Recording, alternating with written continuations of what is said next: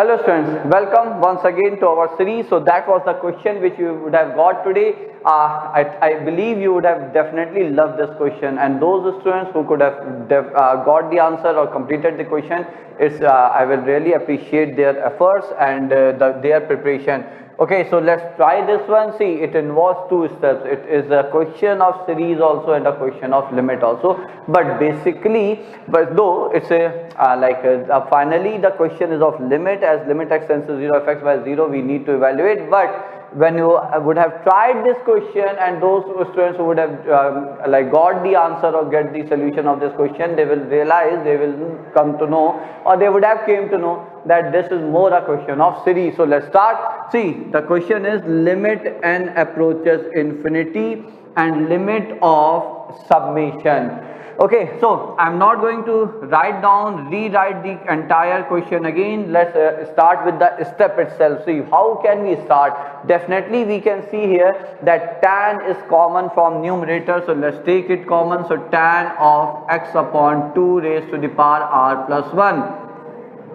Let's take it common. So what are we left with here, bachcho? We are left with 1 plus tan square x over 2 raised to the power r plus 1, isn't that? So that's what are we left with, and then divided by, so this is divided by, so what, see, 1 minus tan square, if I convert it to sine and cos, so we will get it as cos square of x upon 2 raised to the power r plus 1 minus sine, after taking LCM of course, isn't that? That's what we will get here, divided by cos square of x upon 2 raised to the power r plus 1. Fine, that's what we will get here. Okay, now what is 1 plus tan square t? 1 plus tan square t is sec square t. Okay, and when you will be simplifying it, this denominator will appear in the numerator here. So let's do it. So that means we will write it as limit as n approaches infinity of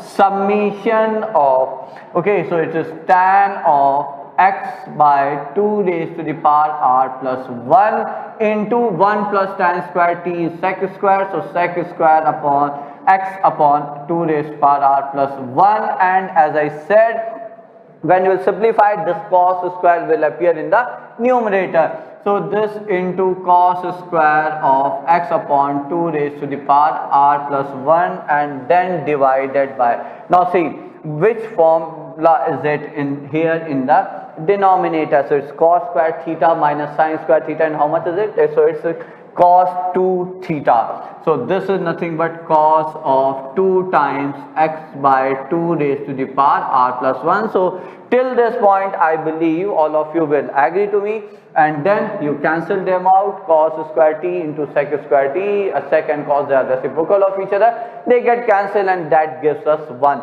Now let's further simplify it. So limit as n approaches infinity of summation of, now I will rewrite it as sine and cos, so sine of x upon 2 raised to the power r plus 1. So that's a really good question, okay, because when I could solve it, I realized that's a good question here, okay, and all of you will definitely appreciate this. So can't we write this 2 into x upon 2 raised to the power r plus 1? So that's what we get. Now what? Okay, see, now the observation is, if I rewrite sine of x upon 2 raised to the power r plus 1, see, that's the key here. Sine of, I took common x as common, so 1 upon 2 raised to the power r minus 1 upon 2 raised to the power r plus 1, so that is the key. So this is in the form of, so if I take now x inside, so you will get it as sine of x upon x. So sine a minus b. Now put this value here. So f of x is as limit n approaches infinity, bachcho. Sine a minus b is sine of a, which is x upon 2 raised to the power r, into cos b x upon 2 raised to the power r plus 1 minus cos of a, cos of x upon 2 raised to the power r, into sine of b, sine of x upon 2 raised to the power r plus 1, divided by, so So let's divide term by term, isn't that? So if I write it, the denominator is same, of course. So see, I think you got it.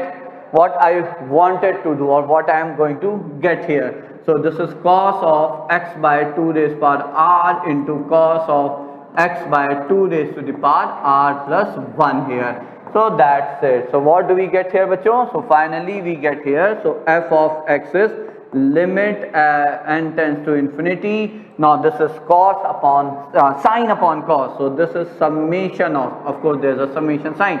R goes from 1 to n. Okay.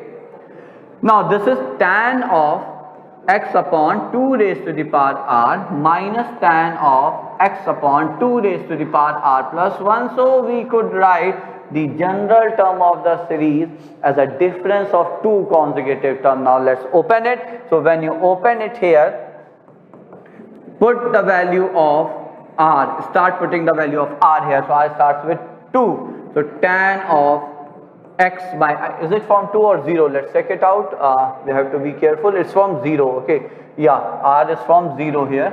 So r is from 0. So r is from 0. So x upon 2 raised power 0, which is 1. So tan x minus tan of x by 2. And then you replace r by 1. So tan of x by 2 minus tan of x by 2 square. Similarly tan of, and then see, you go on doing it, and we have already done so many such questions in series there. Okay, so alternate terms get cancelled here. The last term, see, the first term which get cancelled this, so the rest of the terms will get cancelled. So if we are left with one positive term in the beginning, we will be left with one negative term at the last, and that will appear because of this term. And when you will replace r by n, so the last will be, so now I can write it as, so now this is f of x is limit as n tends to infinity, tan of x minus tan of x by 2 raised to the power n plus 1. So as n goes to infinity, this will go to 0 then. Okay, so see, now this term is independent of n, so you will get here as tan x. So fx is nothing but tan of x. No, now what was the final question? See, the final question was limit as x approaches 0 tan x by x, and we know by standard result this is 1, and hence you can see here the answer is 1 here. But okay, so the good question in terms of summation, in terms of breaking the general term as the difference of two terms here. Bachcho, so hopefully you would have enjoyed this question while attempting this question. Bachcho.